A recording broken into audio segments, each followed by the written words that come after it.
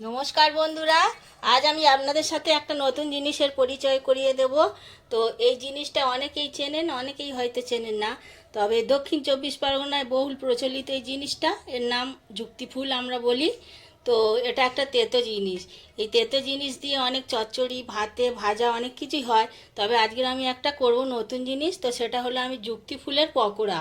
এই যুক্তি ফুলের পকোড়া করার জন্যে আমি বেসন নিয়েছি, 4 চামচ মতো বেসন আছে। আর এর সাথে আমি মিশিয়ে দেব 2 চামচ মতো কর্নফ্লাওয়ার।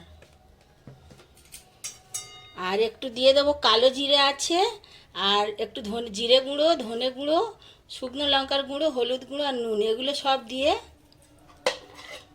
একসাথে মিশিয়ে দেব। আর এর সাথে দিয়ে দেব একটু বেকিং সোডা। এবারে এটা একটা মিক্সচার তৈরি করতে হবে, জল দিয়ে দিয়ে পাতলা একটা ব্যাটার তৈরি করে নেব।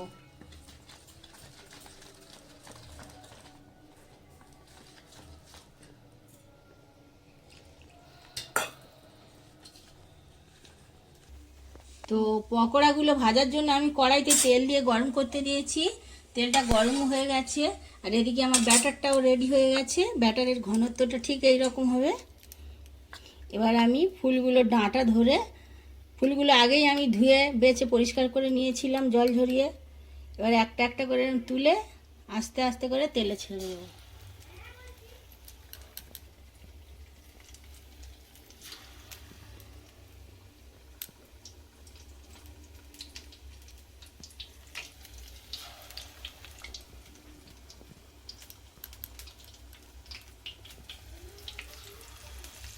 এইরকমভাবে আমি প্রত্যেকটা ছেড়ে দেবো এবং লাল লাল করে ভেজে তুলে নেব।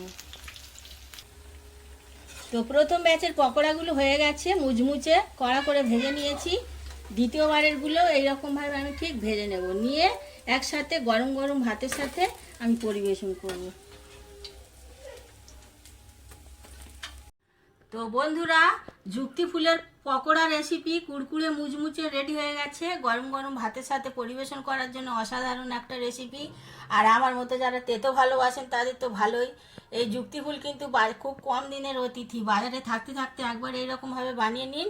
আর আমাকে একটা সাবস্ক্রাইব করে দেবেন আর আমার পাশে থাকবেন।